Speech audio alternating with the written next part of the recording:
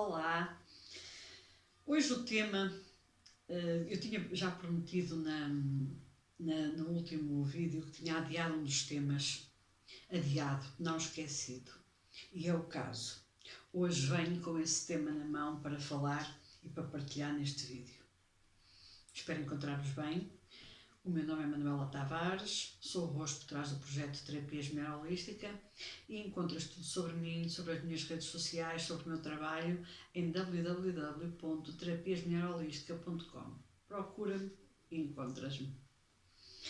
E o tema que hoje me apetece partilhar convosco é o luto e a dor.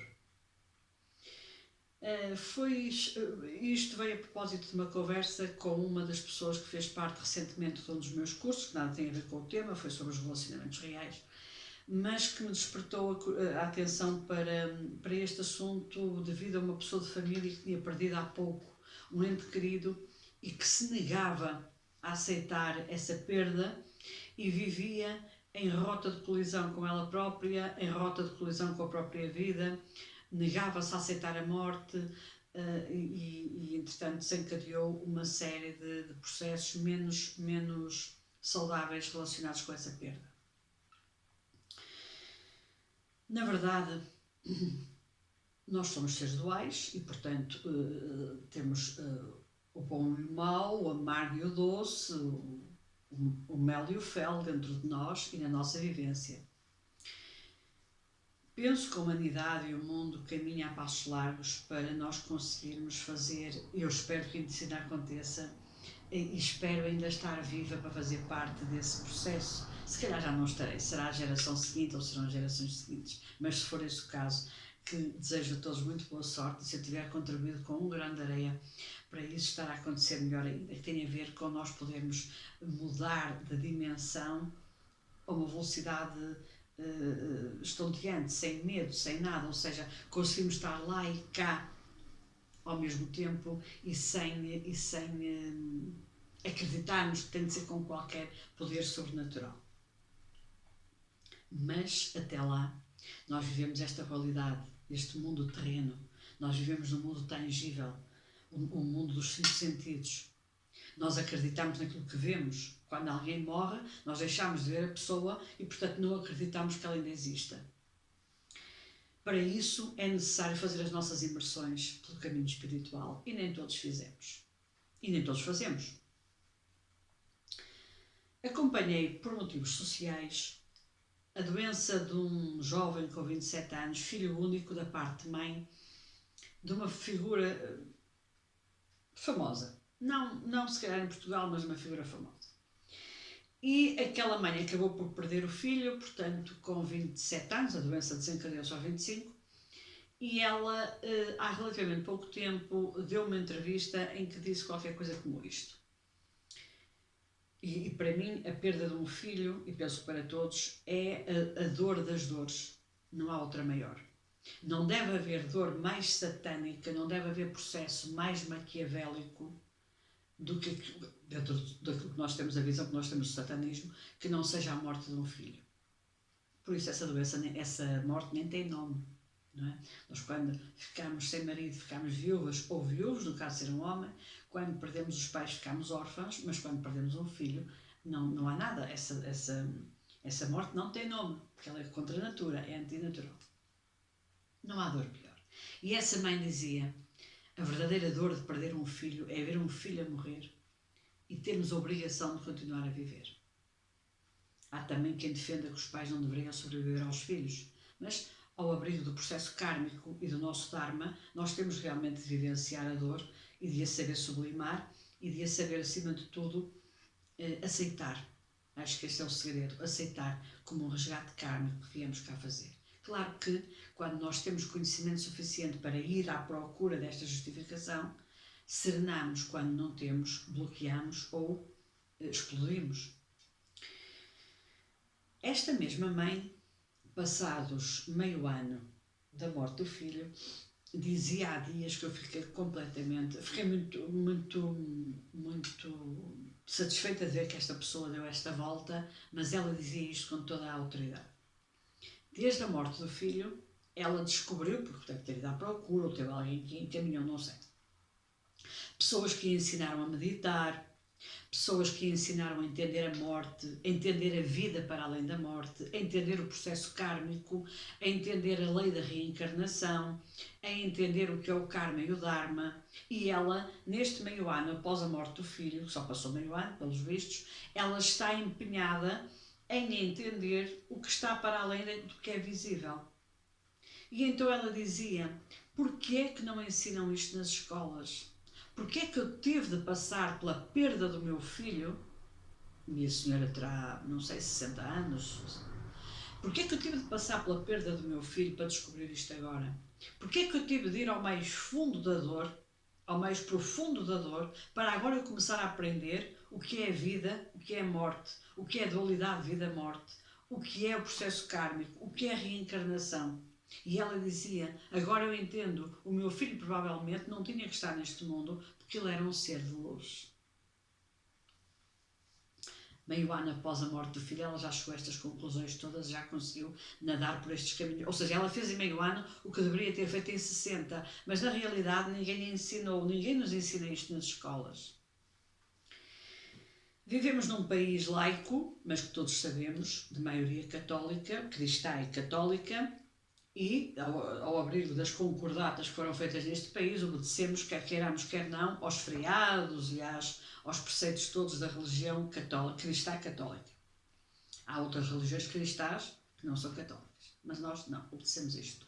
E, portanto, desde a entrada numa igreja onde vemos Jesus, o Cristo, completamente cheio de sangue, a escorrer por aquelas estátuas fora, sempre com aquele ar de dor evidente e tudo mais, e os santos todos sempre a sangrar com facas espetadas, lanças espetadas, feridas expostas, nós, desde crianças que frequentámos uma igreja, não precisamos de muito para entender que a morte é um sofrimento horrível e que tudo que é santo tem de passar por este processo. Com o tempo, e se conseguirmos ter alguém que nos ensine, como esta mãe que perdeu o filho, a ver o mundo para além destas imagens, nós conseguimos talvez dar um passo em frente. Há uma coisa que me impressiona imenso na morte, que me impressiona no processo da morte. Quando alguém nos morre, e temos sempre alguém ao nosso lado para nos dar algum conforto ou carinho, que diz assim: não chores. Não vais resolver nada com isso, tens de ser forte, tens de seguir em frente, tens de lutar. Eu às vezes apetece mandar essas pessoas para aquele sítio que eu não digo agora, porque não sei quem é que vai ver este vídeo, mas vocês imaginam para onde é que eu mando.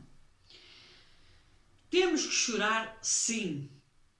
É o único processo que nós temos de fazer, é chorar. Porque é através do choro que nós esgotamos completamente esta dor que nos oprime de ver aquela pessoa partir. Os animais choram.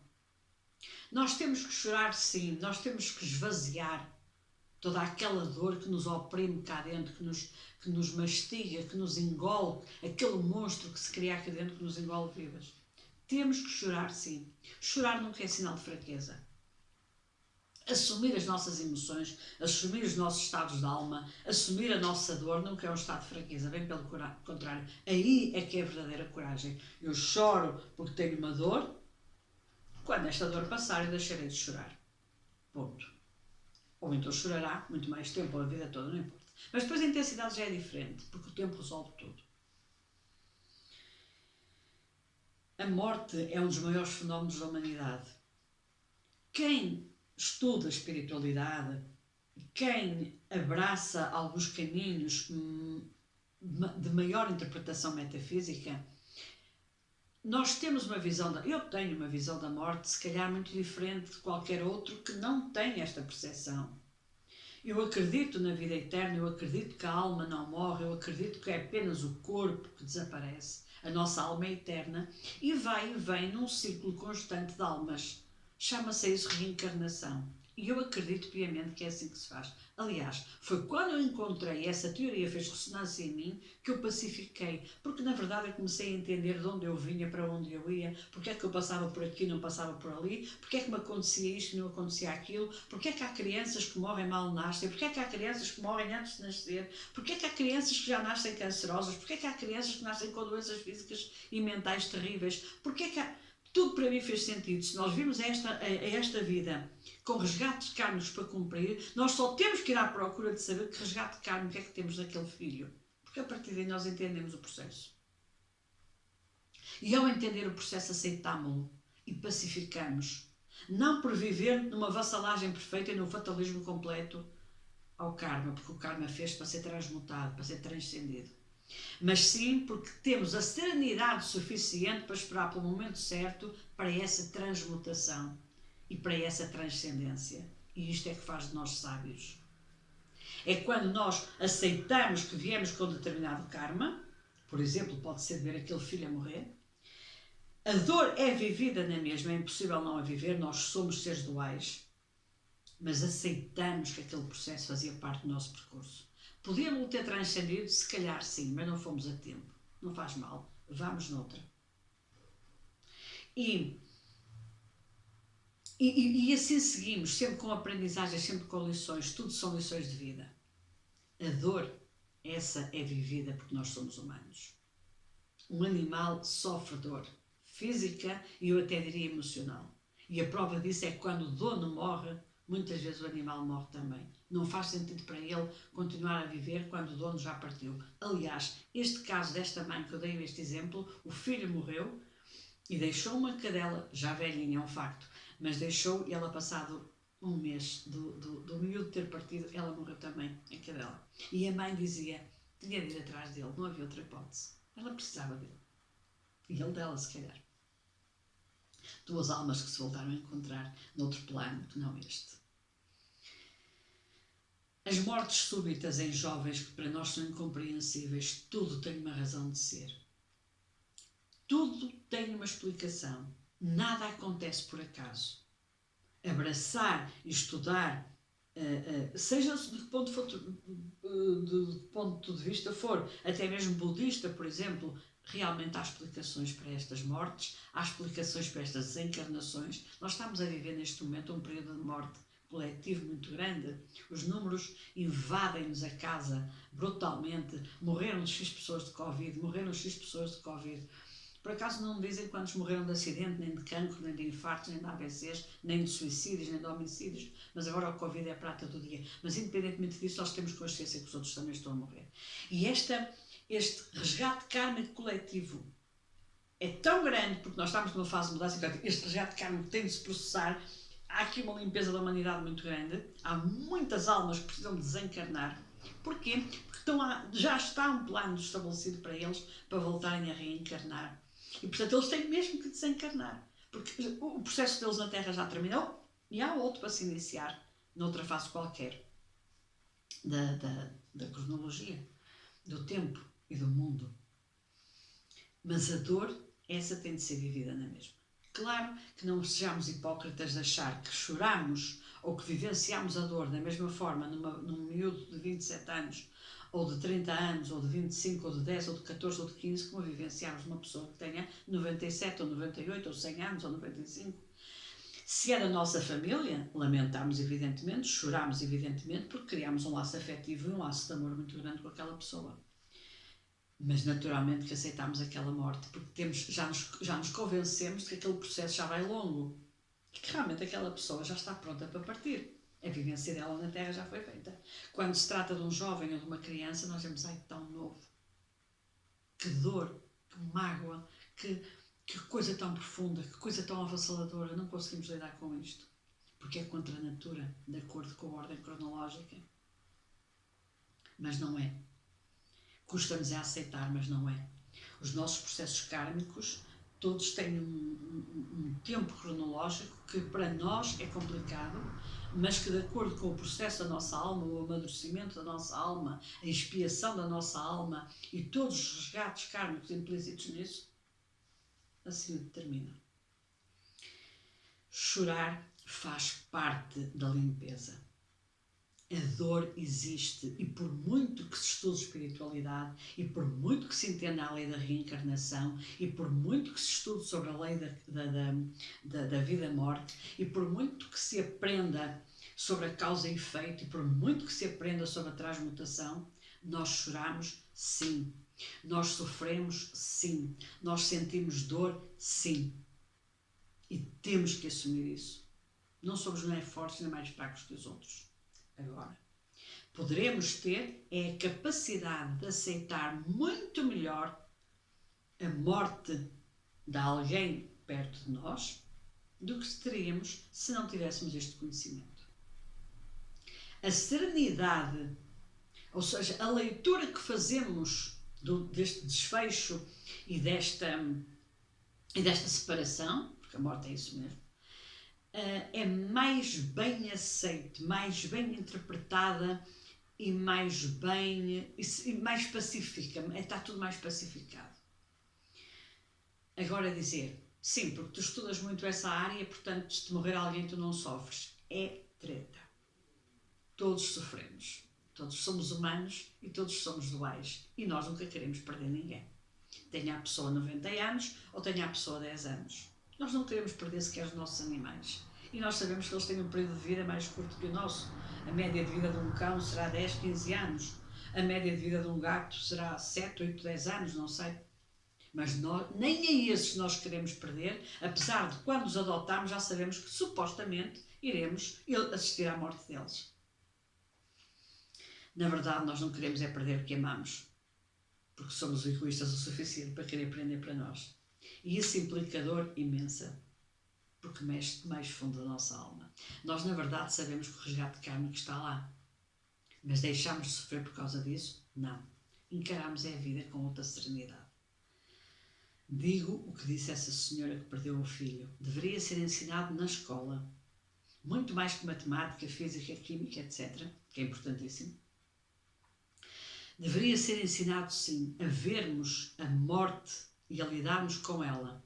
Porque agora as crianças estão a ser todas confrontadas com a morte coletiva.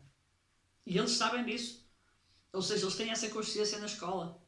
Pequeninos, já têm quarto de recolhimento, se algum tiver sintomas para ir lá para dentro. Eles têm a percepção da efemeridade. Para que continuar a isolá-los desta realidade que eles precisam de começar a aceitar como sendo a coisa mais natural do mundo? Vão deixar de sofrer? Não. Mas provavelmente muito cedo vão começar a compreender. E isso é fundamental. Esta aceitação, esta compreensão, porque nos traz paz e serenidade perante a dor. Independentemente de vivermos intensamente. Esta é a minha opinião.